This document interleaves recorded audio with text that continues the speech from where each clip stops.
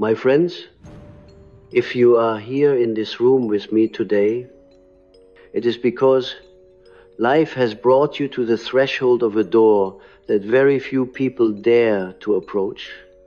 Most spend their entire existence circling around it, sensing its presence in dreams, in unexplained emotions, in sudden storms of grief or longing, yet never daring to touch the handle. But the empath, the one whose nervous system is attuned to the slightest tremors in the collective psyche, cannot avoid this door. And when that empath discovers that what lies behind it is the mother shadow, something ancient and primordial begins to awaken within them. The mother shadow is not merely a psychological construct, it is a living archetype, one that stands at the roots of the human soul. When you first encounter her, she does not appear as a gentle figure. She appears as the part of the mother that was wounded, absent, distant, engulfing, unpredictable, or emotionally chaotic. She is not the literal mother alone. She is the archetypal imprint that shaped the way the child learned to feel, to belong, to receive love, and to understand the world.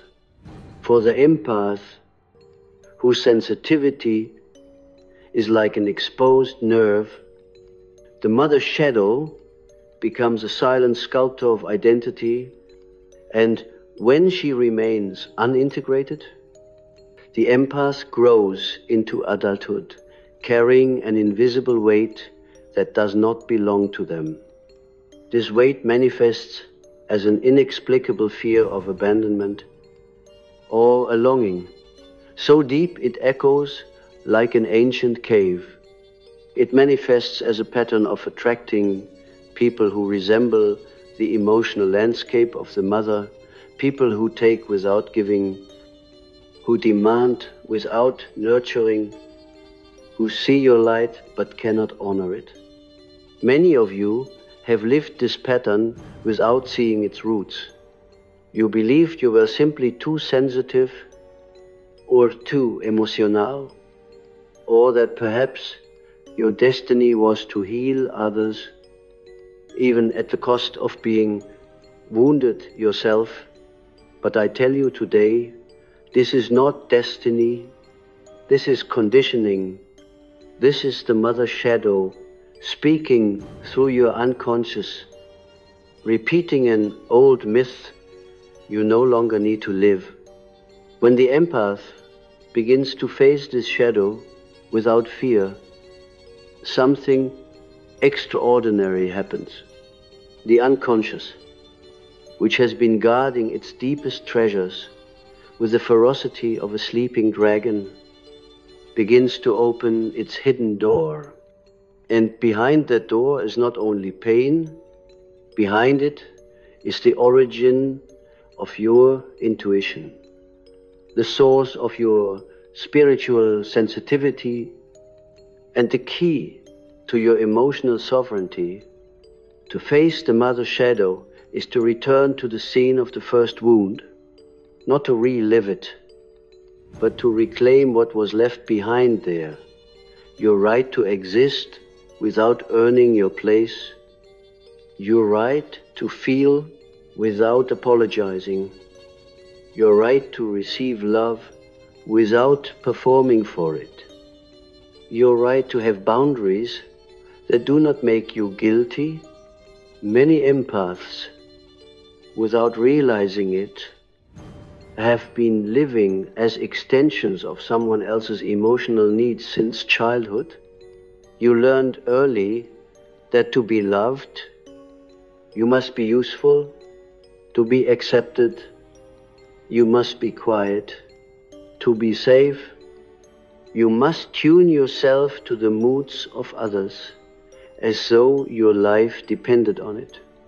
And in childhood, it often did. Let me describe to you a dream I once heard from a woman who carried the mother shadow deeply within her. In the dream, she was walking through an endless house, each room filled with mirrors, but every mirror reflected someone else's face, never her own. Some were angry, some crying, some blank and expressionless. She wandered through these rooms, desperately searching for her reflection. And the more she searched, the more frantic the dream became. Finally, at the end of a long hallway, she found one mirror that was covered by a heavy, dark cloth. When she pulled the cloth away, there was no reflection at all. Instead, the mirror was a door, and behind that door, she felt the presence of something immense. This is a dream of the empath who has abandoned themselves to survive. Instead of developing a self, you became a mirror for the emotional needs of others. You learned to anticipate, to adapt, to absorb. You became an emotional chameleon, reflecting what others needed you to be, so they would not turn cold, distant, or explosive. The mother shadow taught you this, not through words, but through absence, inconsistency, or unhealed wounds. But the dream does not end here. The dream ends when the empath gathers the courage to turn the handle of that mirror door and enter the room. They were always afraid to enter the room where the true self waits. The room where the forgotten child sits quietly in the corner, waiting to be seen, not by the mother, not by society, not by a partner, but by you. This is what I mean when I say that the unconscious opens its hidden door. It opens only when you stop running from the shadow that shaped you. It opens when you turn toward it, not as an enemy, but as a forgotten part of yourself that has been waiting for your return. To face the mother shadow is not to blame, it is to understand.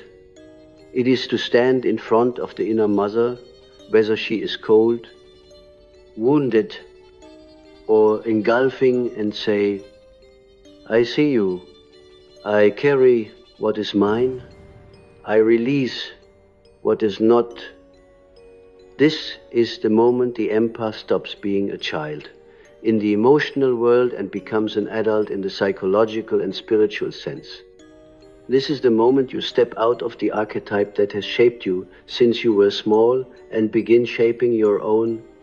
And the moment this shift occurs, the entire structure of your relationships changes. Because you are no longer relating from the place of unconscious longing, you are relating from the place of conscious wholeness.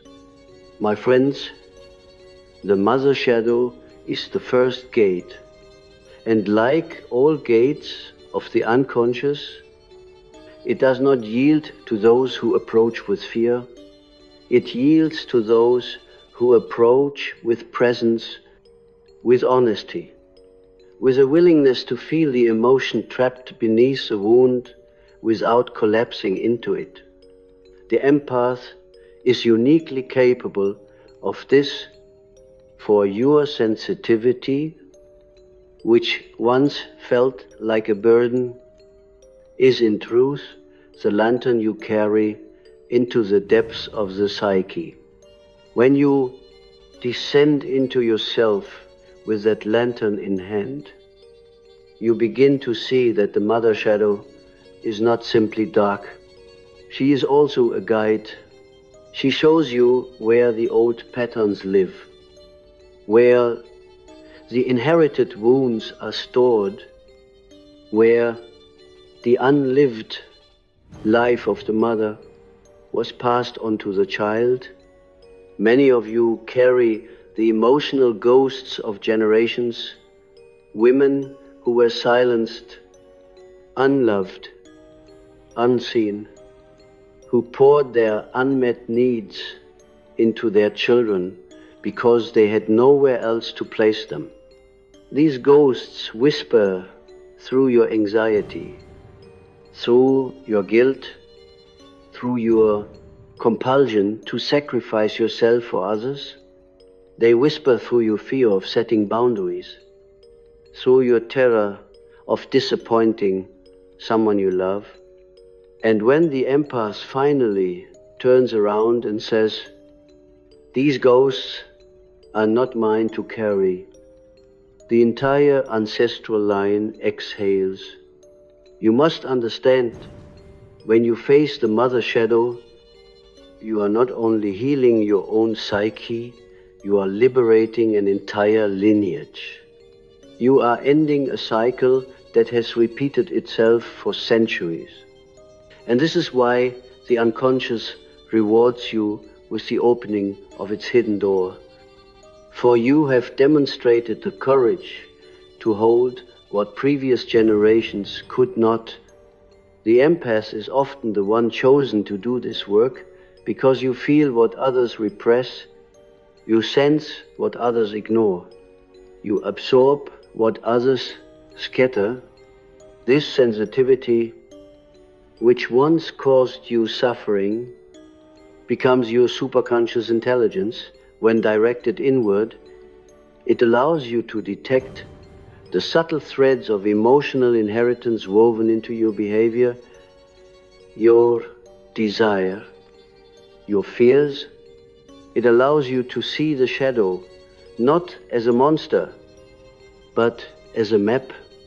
And as you begin to follow this map, the unconscious begins to trust you.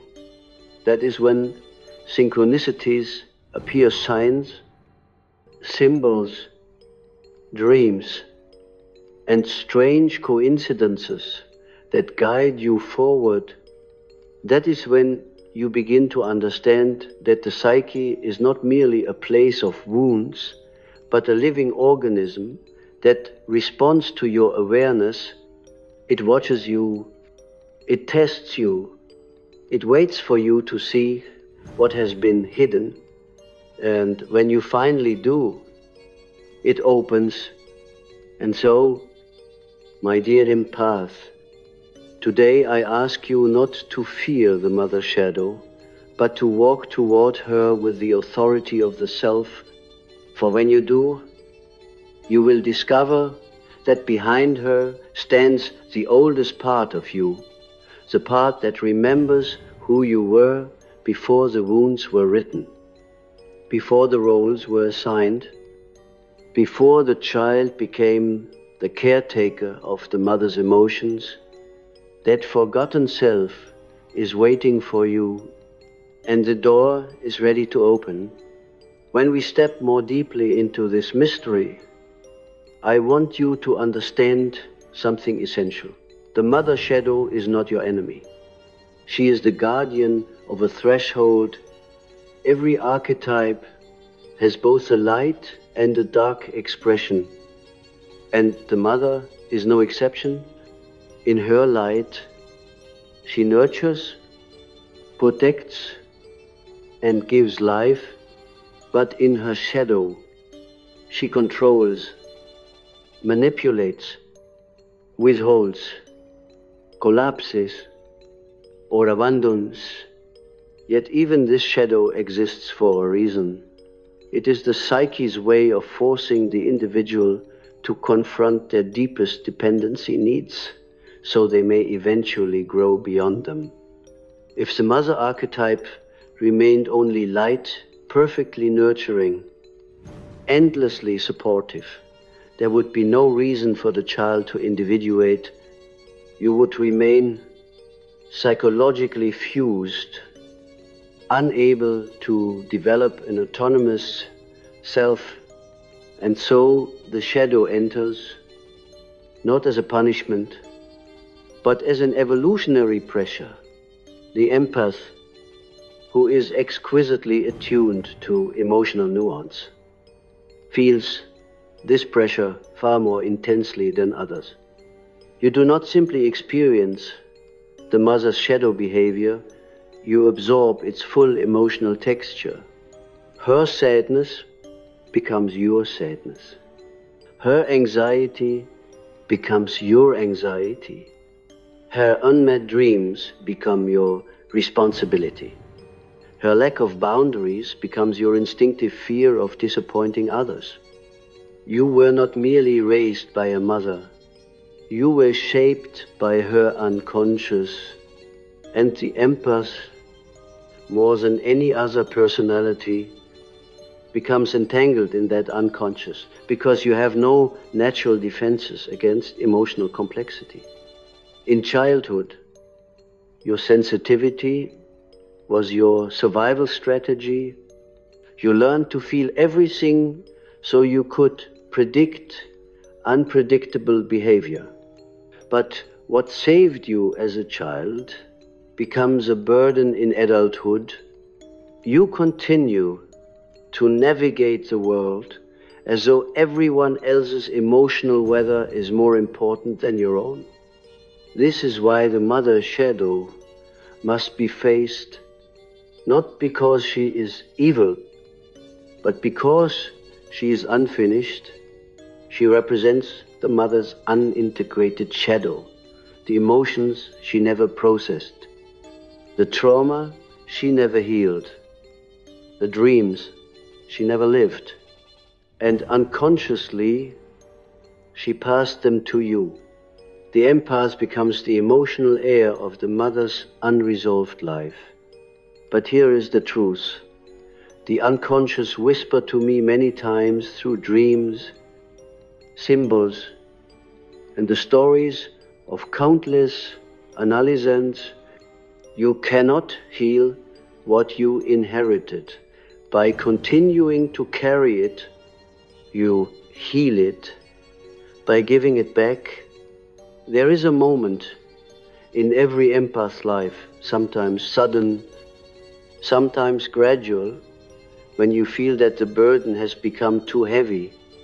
You may not know what the burden is, but you know it does not belong to you. You sense that you are living according to an emotional script written long before you were born. You feel guilt without cause, responsibility without agreement, loyalty without reciprocity. And when you try to set even the smallest boundary, the old childhood fear rises, the fear of being rejected, ignored, or punished emotionally. This fear is the mother shadow speaking through your nervous system. Let me tell you another dream, one that reveals the core of this work. A young man dreamt he was carrying his mother on his back through a dark forest. He walked and walked until his legs shook beneath him. He cried out that he could not carry her anymore, but she clung to him tightly, whispering, "If you put me down, I will disappear." He tried to keep walking, but finally collapsed. When he fell, she dissolved into a cloud of black smoke, leaving behind a small, glowing ember. When he reached out and touched the ember, it became a light that illuminated the entire forest. This dream reveals what the empath unconsciously fears, that if you stop carrying the emotional weight of the mother, something terrible will happen. She will fall apart, disappear, or suffer. But the dream also reveals the deeper truth. When you no longer carry what is not yours, the mother's shadow dissolves, and what remains is her essence, her light, her wisdom, her pure archetypal power, the forest becomes illuminated, the unconscious becomes navigable. Facing the mother shadow is not an act of betrayal.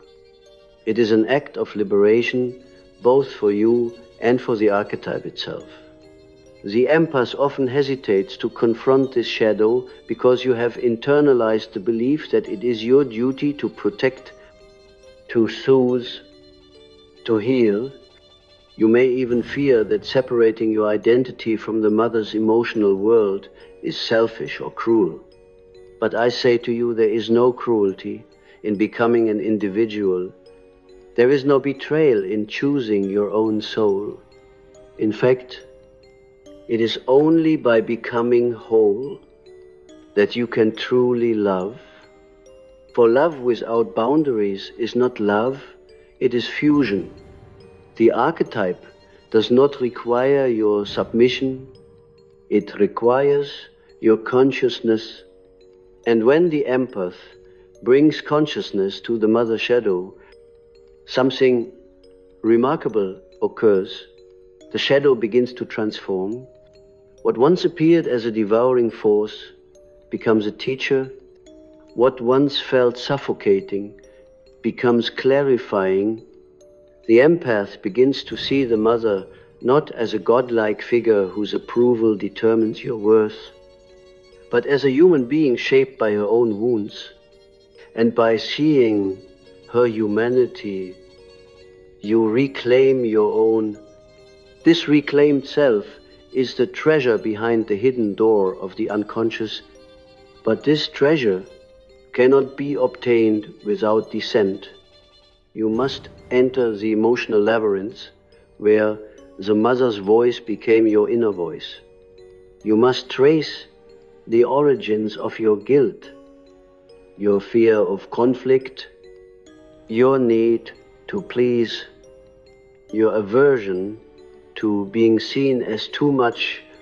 You must distinguish between her wounds and your wounds, her fears and your fears, her desires and your desires. This is the work of individuation, the spiritual and psychological birth of the self. When you begin this work, the unconscious will respond with symbols. You may dream of rooms you have never entered, of women with obscured faces, of forests with hidden paths, of water that rises without warning. These are not random images. They are messages from the deeper psyche, urging you toward integration. The unconscious is attempting to show you the shape of your inner world before the mother shadow was imprinted upon it. One woman in analysis told me of a recurring dream where she was a child trying to reach a beautiful garden on the far side of a river. The river was calm, but the bridge was broken. She said she always woke with a painful longing, a sense that something precious was on the other side, but forever unreachable. After months of work, she discovered that the garden symbolized her own emotional life, her joy, her vitality, her creativity.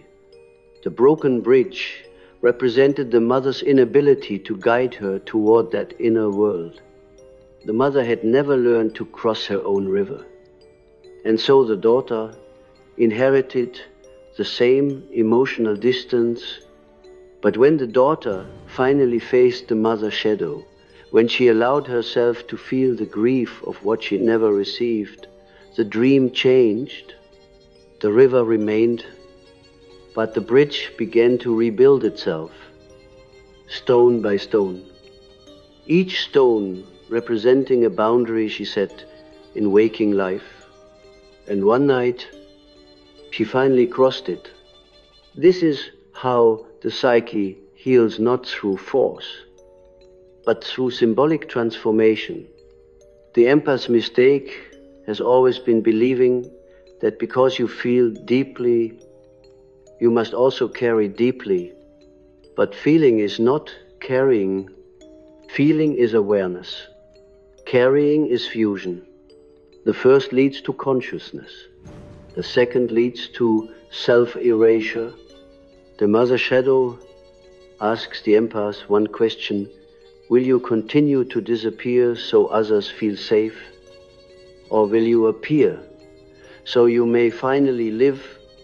When you choose to appear, you step into the realm of the self, and the self, your deepest truth, has no fear of the mother, nor of her shadow.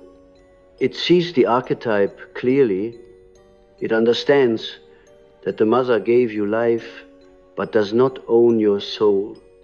It knows that your sensitivity is not a weakness inherited from childhood, but a sacred instrument forged in the furnace of emotional survival. And when the empath steps into the self, something shifts in the entire psychic system. Relationships change, inner dialogue change, body tension dissolves. The unconscious stops sending warnings through anxiety and begins sending visions through dreams. The door opens wider, and for the first time, you see that you were never meant to live inside the mother's shadow. You were meant to walk through it. As we continue this journey, let us move deeper into the interior of the psyche, where the true confrontation with the mother shadow occurs. This confrontation is not external. It is not a conversation with the literal mother. It is an encounter with the inner mother, the psychic imprint that has lived inside you since childhood. This imprint is not simply memory. It is a structure, a pattern, a gravitational field that shapes your instincts, your emotional reflexes, your choices in love, and even your spiritual trajectory. The empath, more than any other archetypal temperament, lives in constant dialogue with his inner mother. Sometimes the voice is soft, overly cautious, whispering that you must be careful not to upset anyone. Sometimes it is severe, telling you that you are not enough, that you are responsible for everyone else's well-being. Sometimes it is wounded, begging for your attention, drawing you into emotional caretaking as if your love could repair every fracture in the world. And sometimes the voice is absent, silent, leaving you suspended in a terrifying emptiness, because the mother's absence was more defining than her presence. To face the mother shadow is to learn to hear these voices without obeying them. Most people never reach this point, for confronting the inner mother feels like betraying the source of one's existence. But this is an illusion created by the fusion of identities that occurred in early life. The child needs the mother for survival, and so the child internalizes not only her love, but her wounds. And because the empath feels so deeply, you internalized even her unconscious. You became loyal to her pain in ways she never asked and never understood. This loyalty is the chain that binds the empath. You may not recognize it, but many of your adult behaviors, your sensitivity to rejection, your fear of conflict, your impulse to rescue, your difficulty receiving love are not your own. They are inherited emotional postures. learned in the earliest years of life, absorbed without language, the empath becomes a repository of the mother's unspoken fears, unmet needs, and unexpressed sorrow. And until you see this clearly, you will believe these emotional patterns are your personality, but your personality is not your destiny. It is your adaptation. And all adaptations can be transcended. Let us move deeper still. When an empath begins to face the mother shadow, the unconscious often responds with resistance, not because it wishes to harm you, but because it wishes to test your capacity for truth. The unconscious does not reveal itself to those who seek comfort. It reveals itself to those who seek reality. And reality, my friends, is often difficult before it becomes liberating. In analysis, I have seen empaths experience moments of profound inner shaking when they begin this work. Tears arise not because something is breaking, but because something is being released. Old memories surface, the child waiting for emotional warmth that never arrived.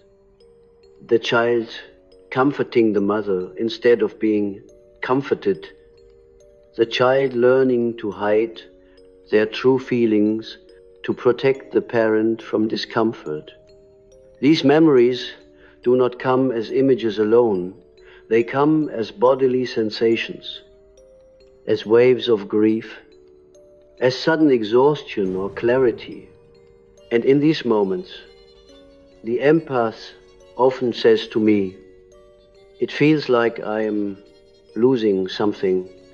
I always answer, "Yes, you are losing what was never yours." This is the sacred undoing that precedes liberation. Let us examine the nature of fear itself in this context. For fear is the gatekeeper of the mother shadow. The empath does not fear the mother's love, you fear her disappointment, her withdrawal, her emotional coldness, or her unpredictability. These were the earliest threats to your existence. And so your nervous system encoded them as ultimate dangers. But let me tell you something that may shock you. The fear you feel today is not your fear. It is the child's fear trapped in the adult body. And the moment you recognize this, the power of the mother shadow begins to dissolve. When the adult self approaches the shadow, something extraordinary occurs. It is as though a new consciousness enters the psyche, one that is not afraid, one that is not dependent, one that is not fused with the mother's emotional world. This self is ancient. It existed before the mother. It is the center of your being. It is what I call the imago Dei, the image of the divine within. When the self stands before the mother shadow, the shadow cannot dominate. It can only reveal. It can only teach. It can only transform. The empath, whose sensitivity has often been weaponized by the world, discovers that this sensitivity is the very tool that allows you to perceive the subtle shifts within the unconscious. You can feel the exact moment the shadow begins to loosen its grip. You can sense the inner child stepping forward, no longer trembling but curious. You can feel the psychic energy that was once bound in fear beginning to move freely through your body. This movement is the beginning of individuation. But before we continue, I must speak of something many empaths do not realize. The mother shadow is often intertwined with the anima for men and with the shadow self for women.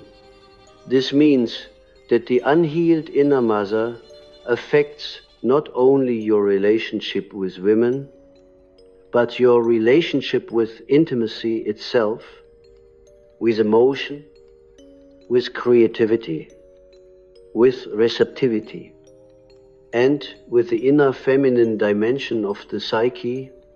For men, an unintegrated mother complex may lead to idealization, dependence, or avoidance of women.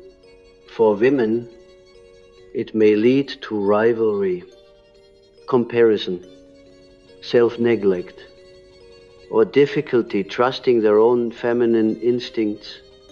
In both cases, the mother shadow distorts love.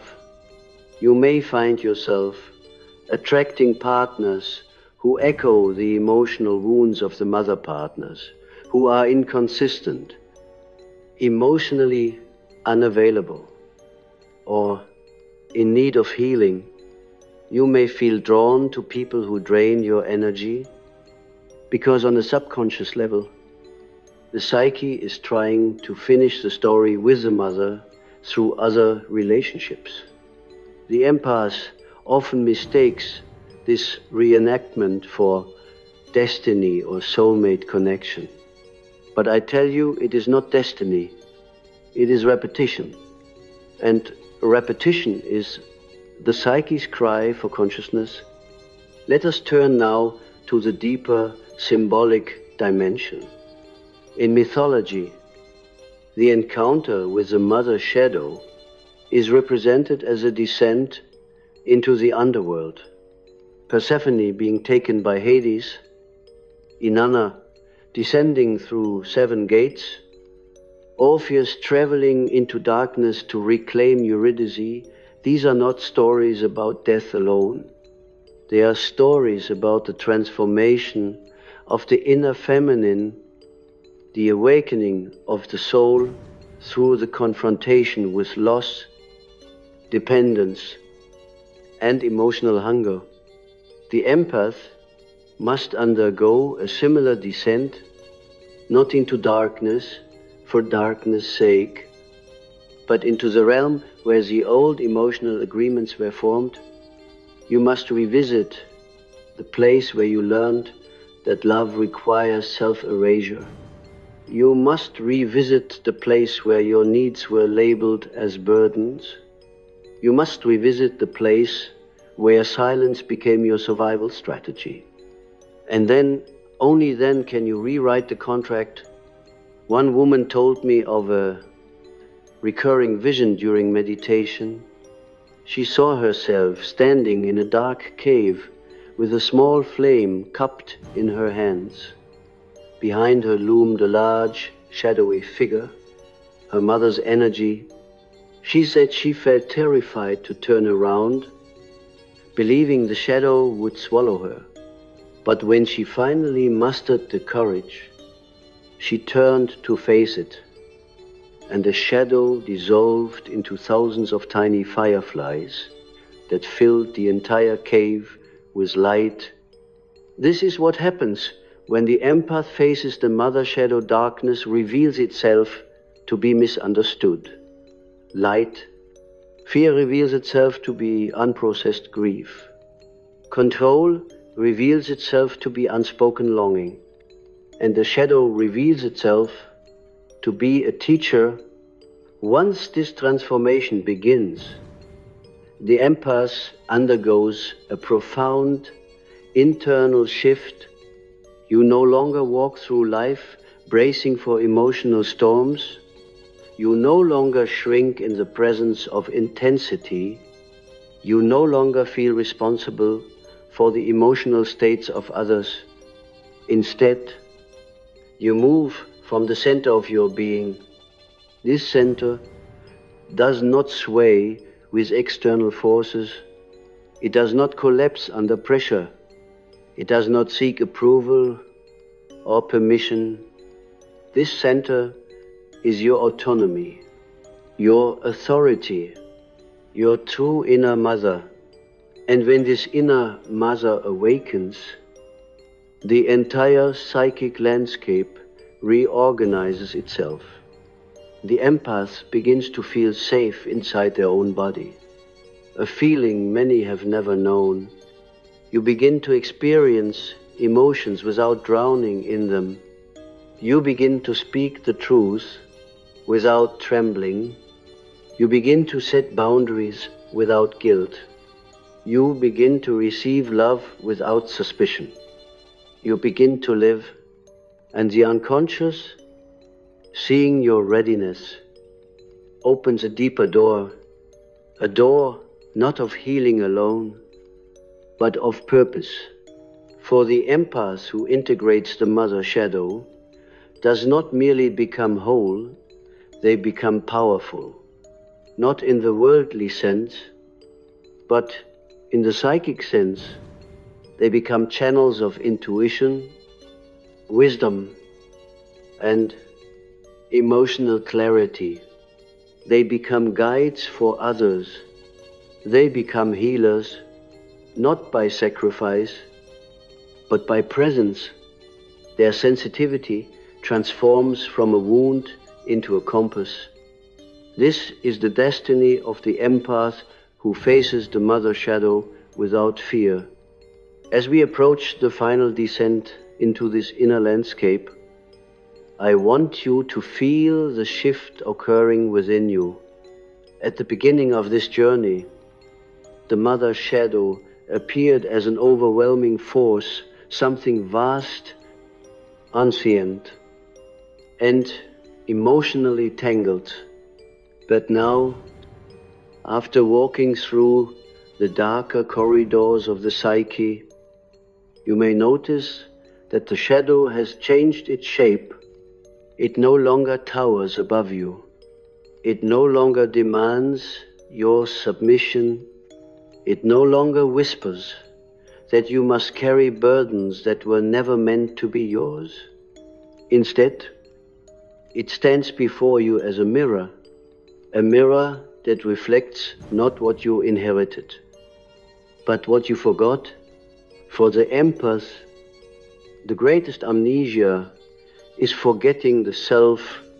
You have spent so many years learning to tune into others, their needs, their moods, their wounds, that you forgot the sound of your own voice. You forgot the rhythm of your own desires. You forgot the shape of your own emotional truth. You forgot the boundaries of your own inner world. And so the mother shadow, in all her complexity, became the substitute for the self. She became the internal compass, the inner authority, the emotional ruler of your psychic kingdom. This is the tragedy and the invitation of the mother complex. To face the mother shadow is not to destroy the mother within you, it is to dethrone her so the self may rise. The empath, perhaps more than any other archetype, must learn to reclaim authority from the shadow of the mother, because until you do, every decision you make will be filtered through the unconscious longing to be loved in the way you were never loved. Every relationship will be a reenactment of the first emotional drama. Every boundary will feel like a betrayal. Every act of self-care will feel like abandonment. Every moment of self-expression will feel like danger. But when you face the mother shadow without fear, this entire psychic architecture collapses. You begin to see that the terror you carried was never about the world, it was about the mother. You begin to see that the guilt you carried was never about selfishness, it was about survival. You begin to see that the sadness you carried was never fully yours, it was inherited grief. You begin to see that your sensitivity was not a flaw, it was your awakening. And now, with the hidden door of the unconscious wide open, you stand at the threshold of a new identity. Not an identity that is reactive, shaped by trauma, or fused with another person's emotions, but an identity born from the self. Let me take you further into this moment. In one of the most powerful symbolic dreams described to me by an empath, she found herself standing at the bottom of a deep ocean. A massive figure, half woman and half shadow, rose before her. The figure's voice echoed through the water. If you rise, I will lose you. The dreamer felt torn. Should she stay loyal to the shadow or ascend to the unknown above? Finally, with one breath of courage, she lifted herself upward. As she rose, the shadow dissolved into shimmering particles that scattered into the water like stardust. When she reached the surface, she found herself in a world full of color, beauty, and possibility, a world she had never seen before. This dream reveals a truth every empath must eventually face. If you grow, the unhealed mother within you cannot come with you. If you rise, the old emotional contract ends. If you individuate, the fusion dissolves. But the dissolving is not a death, it is a transformation. The mother archetype does not disappear, it becomes purified. It becomes your inner nurturer, not your inner jailer. It becomes the source of intuition, not fear. It becomes the energy of creation, not sacrifice. It becomes the voice of compassion, not guilt. And when this shift takes place, the empath experiences a rebirth so profound that the past begins to rearrange itself. Memories, once wrapped in pain, become infused with understanding. Boundaries, once impossible, become effortless. People who once drained you lose their power. Patterns that once repeated break open like cracked shells, revealing new life inside. This is the point where the empath steps into sovereignty. Let us speak now of what sovereignty means in psychological terms. Sovereignty is not dominance. It is not rebellion. It is not detachment. Sovereignty is the state in which your emotional life belongs to you and no one else. It is the state where you are no longer pulled by guilt, shame, or fear that belongs to the mother's shadow. It is the state where you can love without absorbing. It is the state where you can give without depleting. It is the state where you can receive without suspicion. It is the state where you can stand alone without collapsing.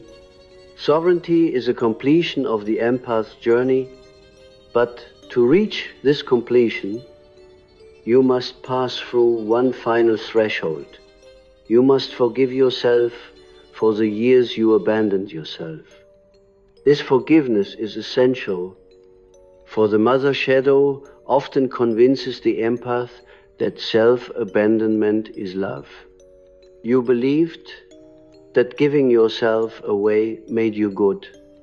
You believed that carrying others made you strong. You believed that being silent made you safe. You believed that absorbing pain made you valuable. You believed that healing others would eventually heal you, but none of this was true. You were never meant to be the mother's emotional caretaker. You were never meant to sacrifice your inner world for someone else's stability. You were never meant to mistake emotional labor for love. You were never meant to shrink so others could expand. You were never meant to be born into guilt. You were never meant to sleepwalk through your own life. And so, the final act of facing the mother shadow is the act of returning home to yourself. Imagine now that you are standing in front of the hidden door of the unconscious. Behind you lies the labyrinth of old wounds, old narratives, old contracts that shaped your childhood. Before you lies a vast, open landscape, one shaped not by fear, but by possibility. The door is open because you opened it. The shadow stands behind you, not as a threat, but as a witness. And in front of you, the self waits. The self does not push you. It does not pressure you. It does not demand. It simply shines, and in its presence, the empath understands something that changes everything. You do not need to choose between being sensitive and being strong. Your sensitivity is your strength once it belongs to you. The empath who has faced the mother shadow without fear becomes someone the world rarely sees, a sensitive being with unshakable boundaries, a compassionate heart with clear self-respect, an intuitive soul with grounded presence. You no longer confuse chaos with love. You no longer chase what hurts you. You no longer romanticize suffering. You no longer internalize the emotions of others. You no longer carry ghosts that do not belong to you. You live from the self, and the self is pure, resilient, and luminous. This is why the unconscious opens its hidden door only when the empath faces the mother shadow, because beyond that door lies your true nature, your instinct, your clarity, your intuition, your creativity, your destiny. The mother shadow is not the end of your story. She is the beginning of it. She is the gatekeeper, ensuring that only those who are willing to become whole may enter the deeper realms of the psyche. And you who have walked through fear, through grief, through inherited sorrow, are now ready. You have crossed the threshold. You have reclaimed your inner world. You have called your spirit back home. You have remembered the self beneath the conditioning. You have stepped out of the archetype and into your humanity. You have faced the mother shadow and discovered she had no power over your destiny. You are free, and with freedom comes the most extraordinary realization of all. The empath does not exist to heal others. The empath exists to awaken themselves, and once awakened, you become a light. The world cannot extinguish. My friends, you have reached the end of this journey, but only the beginning of yourselves. The unconscious has opened its hidden door. Walk through it boldly, for what lies beyond belongs to you, and to you alone.